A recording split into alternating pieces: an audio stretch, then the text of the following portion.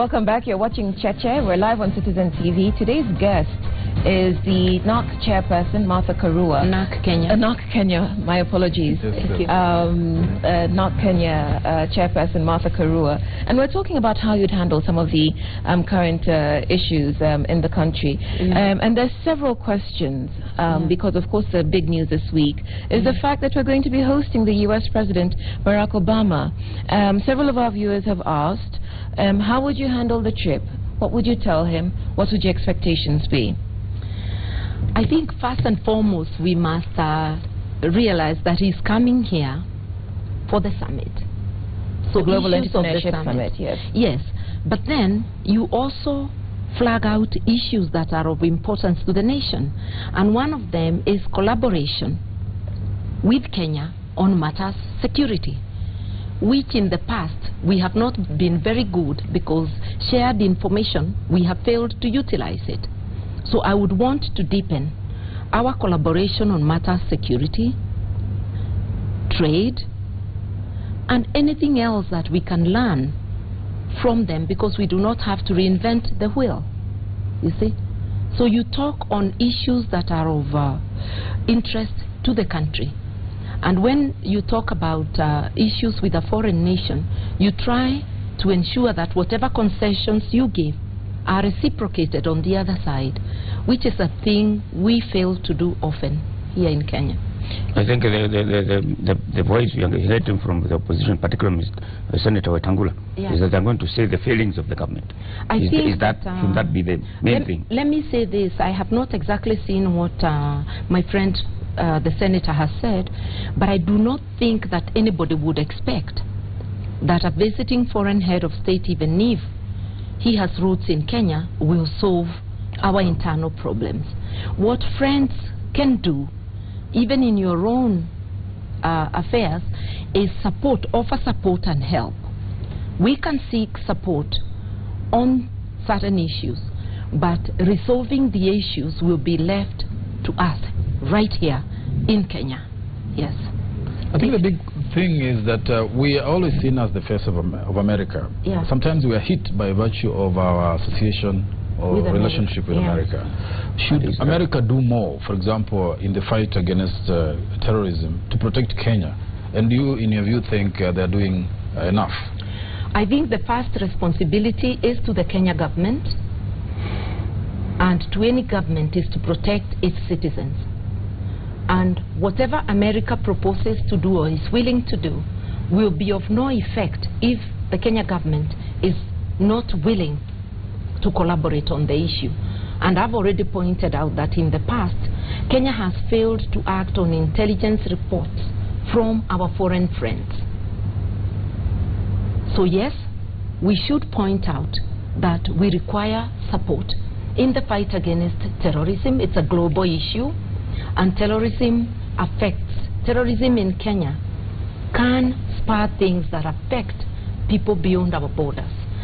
There is therefore need for nations of the world to come together, and in this respect, America should help Kenya in the fight, but Kenya must be willing. I will emphasize. Right, and you talked about earlier, because you talked about security reforms, police reforms, but also corruption being a big deal. Yes. And we've heard in the run-up to President Obama's visit, President Kenyatta talking about the government's efforts to address corruption. Now, what would you do if you were president? Strengthen the Anti-Corruption Commission and also the police, because all crimes of corruption cannot be investigated by EACC. They require active support of the police force. So if you have a limping police force and a limping EACC, even if you keep on shouting from the rooftops that you're fighting corruption, the result will be zero. President Kenyatta gave 60 days to the Anti-Corruption Commission to have delivered on certain issues, and within that very same period, it has been dismantled. You see? He should take care that it should not be under his watch that the fight against corruption has completely been disabled. What about best practice from the U.S., for instance? Because we see that we see intense political rivalries around election campaigns, and once that happens, it settles down. So that, for instance, Hillary Clinton, John Kerry, who contested the presidency, have served within the Obama administration. Several of our viewers believe that Kenya is losing out by not having you, Martha Karua, within the government. Would you accept any sort of position from this government, whether in government or even outside, but anything, any office that this government were to Absolutely offer you? not. I'm not ready for that. And Kenyans must know John Kerry and Hillary Clinton are Democrats like President Obama. Their serving in his administration is therefore in line. You see, I will support my country. I will support the government where I can as a private citizen. But to ask me to cross over, to become part of the government, is asking me to defect from my political party. I will not do that. And I do not think that we exactly share the same position on matters with the government. And therefore, it will be foolhardy. And we must stop this notion in Kenya that once you lose elections, you can only survive by working with the government. I keep on saying more than 95% of Kenyans don't work for the government. They are either self-employed in the private sector. Today, I stand with the majority. When Kenyans feel that they need me in government, I will offer myself, and should they elect me, then I'll be in government to serve them. Okay, these are some of the Kenyans talking. Martha Karua, I admire your conviction and principled attitude. Keep up the fight for a better Kenya. That came from Julius in Nandi. Martha, we love your leadership and principles. Why not heed to Kirinyaga County people and stand for governorship come 2017? That came from William in Muranga. That's one question. And there's another question from Iman. Martha, don't be cowed. I heard similar comments. America's not ready for a black president. Obama has won twice. Who would you have as your next running mate? From which part of Kenya? I think that they are asking too early. That is not something I can say now. This has to do with the running mate. Yes, and running mate is something you consider when you are a candidate. When I become a candidate, I will consider those issues when it's an election season. About running in Kirinyaga, I've already said I'm looking for a national, not a county post. And I have not heard Kirinyaga people say they want me as governor. That's somebody from Muranga. And thank you for wishing that, but I'm looking for a national post, not a county post. Just a point about your, service to in the government of President Uhuru Kenyatta. Yeah. The point about you accepting a position should not be seen as an act of desperation on your part or defection from your party. Does it mean that you cannot serve in government and belong to a different party? Because what people are looking for are how your skills can get into government to fix some of the things that you cannot fix because you're outside. I want Kenyans to remember I voluntarily resigned from Kibaki government when we differed on principle. When you already know that you hold different views on many positions, why would you go in to do an uphill task? You see, I would rather offer my support as a citizen through criticism, through suggestions, than go in to a situation you know is unworkable. And I do not know why Kenyans think that everybody must serve in government. If I lose elections, I'm ready to wait for the next season, just like I'm waiting. I don't have to be in government. Let Uhuru and his administration fulfill their pledges to Kenyans. And I'm here to keep them on their toes, to tell them, please, Mr. President, deliver on gender. Now, one of the things that people have criticized you for is that, in fact, exactly comes out in your statement now. They think that you are Lone Ranger, that you do not actually one of the undoings, if I may say so, in your last campaign is that you did not build a coalition around you and you were alone out there fighting forces that were fairly strong, and so they overcame you. that if you worked with one of these forces, would be the way to, break and get into. You know, the story of the Arab and the... I am very surprised that Makali, who was a candidate, dare say that, because I will ask him whether you are a Lone Ranger in those elections. This again, like Motegi, you are marketing a propaganda that was marketed by my competition. How do you become a Lone Ranger in a political party full of people? It is marketing because they want you to collapse. And this is where Kibaki began, President Kibaki began. After the 2007 disputed elections, when the coalition government was formed, he called us as the leaders of the various parties in his coalition. And he ordered us, because he was not requesting, he was demanding that we fold up and enter PNU. We refused. NARC Kenya refused, and I told him to his face, we will not. It was at KICC. DP and Ford Kenya also refused. But I was the first to speak, so the marked person. And immediately NARC Kenya stood on its own. The propaganda of Lone Ranger was built, and the competition succeeded in it. I would just urge you as personalities in the media to stop marketing that, because political parties are not primarily formed to look for coalitions. They are formed to build support. And I'll give you examples of parties in Europe. The Green Party, which is now a sizable party in Germany, for the longest time had almost no showing and later very few MPs. You see, the Liberal Party in UK started as an underdog, is now the party of the day in Scotland. Don't kill the spirit of political parties because they are formed on ideals. Allow political parties to emerge. And elections is not about only winning, it's also about losing. Because there are two sides of the electoral coin. The idea is that you lose or win. And for me, I keep on saying that it is not a matter of life and death that I win. We must go to elections ready to either win or lose. And we must be allowed to market our party platform. We started by you asking, what platform am I marketing? If it is useless to ask for the platform and then expect us to collapse because there are other giants, the same argument will apply. If you are considered as an underdog, as a candidate, you'll be asked, why don't you withdraw in favor of the next one? Those are the notions killing democracy. The point is not to kill your party.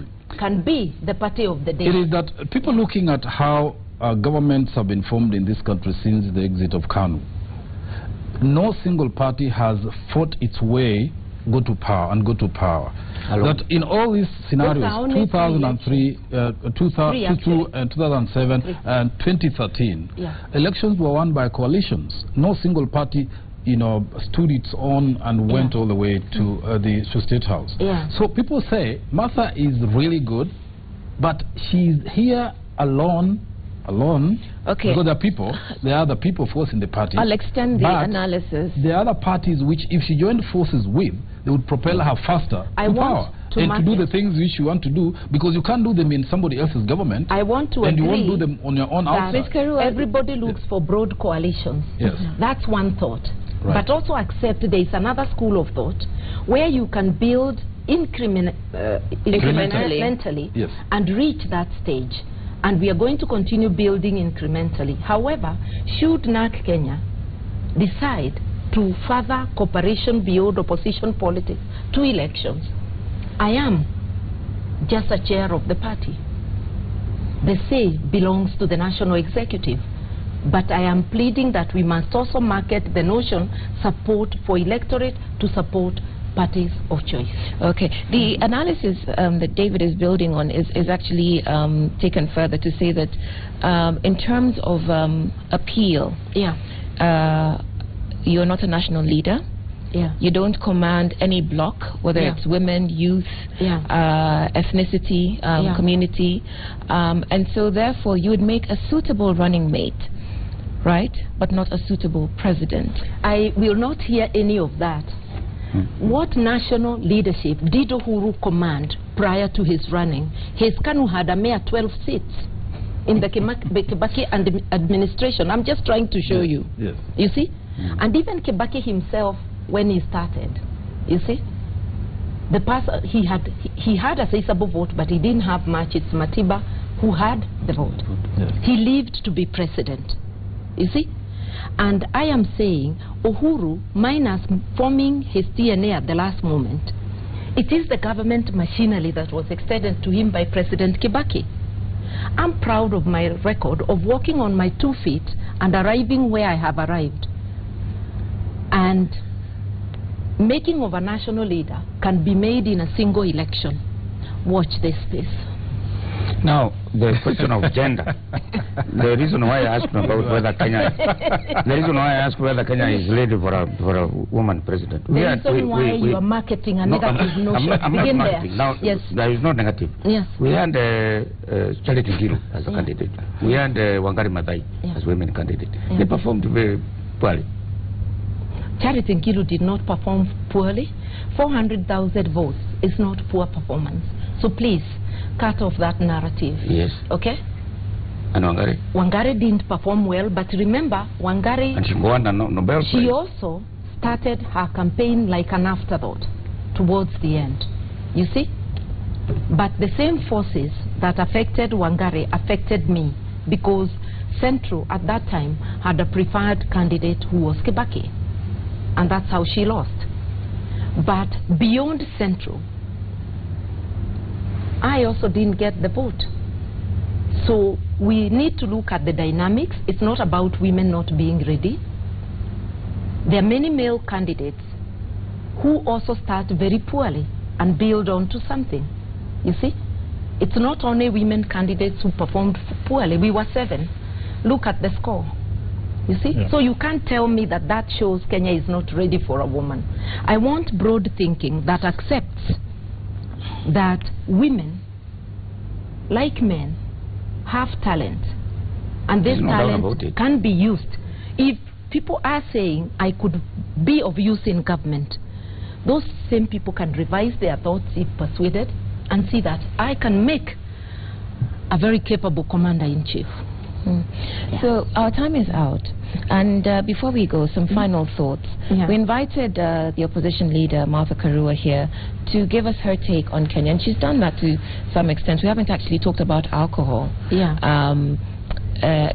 What is your take on that? My take was that a good intention executed in a very pedestrian manner. When the president asked members of parliament to take charge, he disregarded the fact that he has a police force, there are law enforcement agencies, NACADA, the Kenya Bureau of Standards, he has the provincial administration. Are the members of parliament going to become the liquor police in Kenya? Mr. President, kindly tackle the root problem. Reorganize your government and the law enforcement agencies, and then we will have a country. And you cannot use lawlessness to fight lawlessness, because brewing of illicit liquor is criminal, and you're using criminal actions. The Kenyan taxpayer must be ready to pay very hefty bills from the suits filed by the people whose property was destroyed. It's most unfortunate. So as we wind up, panelists, David and Mutegi, we've invited Martha Karua here as an opposition leader to share her views on the state of the country with us.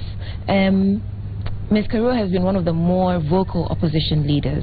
There are several other leaders in opposition we haven't heard much from. In terms of how the opposition keeps the government in check, and the question we asked was, what more should Martha Karua be doing? What more should Ms. Karua be doing? What more should the opposition, and not just CORD, but the other parties, Peter Kenneth, James Olekiapi, what more should they be doing to keep this government accountable? David.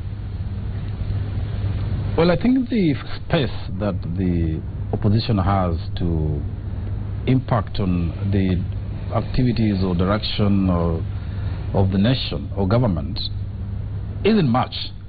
We must admit it isn't much, because what we are seeing is adversarial politics. You're in government, you're opposition, play your part, let's do our thing, let's implement our manifesto, we are in charge. Until that is broken, so that there is engagement and, you know, a little more freer interaction between opposition and government, And this doesn't, in my view, have to be in a structured way. I mean, there just have to be avenues where opposition leaders can go to State House, or they can meet at the OP, and the president wants to do something, the government is planning something, and say, look, we need you guys and everybody and the whole country on board. And this is what we are thinking. What do you think? Is there anything we're missing out here? And that doesn't mean losing initiative, because ultimately, if you're the one calling and the shots and leading in the policy implementation, you still have, the upper hand. So until that happens, where there is interaction and engagement of that and input from the opposition, it will remain, we meet at the ballot box to fix you. And so I don't see much else that they can do beyond what they're doing, because, again, how many more ideas can you concretely give to government without having a discussion forum? You can't do that in statements, in press releases. You can only condemn and criticize. Mutegi? But even without going to the government, what has the opposition itself done to unite? Except Mother came from vacation the other day, joined the referendum bandwagon. Before then, Peter Kenneth, as far as we're concerned, they're nowhere. What forum have they formed for themselves to be united, to talk in one voice? All those people, including those who want to be presidents or governors next time. There is no unity in the opposition. There is no one voice at all. So they need to organize themselves as a united opposition. Take common grounds on various issues, like the alcohol thing. We didn't hear a united voice from the opposition saying, this is wrong, which everybody knows was wrong. But it's wrong voices from there. Others are completely dead. Ms. Karua, your final thoughts? I think that that's unfair to the opposition. There was a voice saying it is wrong. And the spotlight really must be on the government of the day. They are the ones with mandate to deliver. The opposition can either act separately or jointly. It's a matter of choice. And NAC Kenya has chosen to work with available opposition, which is the main opposition party called, and any other opposition party that is available. There was another day we issued a statement with them and with Dr. Julia Ojiambo on the gender two-thirds, and we are available to work with the opposition to keep the government on its toes. And I think even without the government agreeing, executive agreeing to talk to the opposition, it's our duty to carve out our space. It's our duty to lobby our members of parliament, some of whom appear co-opted by the government, to know their role in parliament so that they can tackle issues. And I think that you'll be seeing more and more of the opposition in those terms. What do you say about the corruption in counties? Corruption is bad anywhere, whether in national government, in counties. And without the law enforcement agencies working seamlessly, so that we see a person or two jailed, the way two former ministers were jailed in neighboring Tanzania, corruption, runaway corruption, will continue to deny Kenyans services. Very quickly, Ms. Karua, on the consultation issue, because you talk about the spotlight being on the government of the day, but if we accept that the opposition is a government in waiting, should we not be seeing best practice from the opposition when it comes to consulting and listening? The CORD called a consultative meeting at Ufungamano, and that's when I joined them and they launched the Okoa movement. But they had extended the invitation to everybody, including the ruling Jubilee administration. Maybe there should be another invite to discuss issues. That is, if Jubilee, which fails to convene, and when convened doesn't come in, agrees to come in. But with or without them, with the available Kenyans, both civil society and the opposition, we must continue to provide platforms where we can discuss national issues. Okay. And so we'll end the program on that. Thank you very much, our guest today. Thank you. The NAC Kenya chairperson and presidential aspirant, Martha Karua. Our thanks also to the regular panel of David Makali and Mutegi Njau. It's great to have you guys back. And thank you for watching, listening, and engaging with Cheche. My name is Udwa Kamimo. We'll see you next week.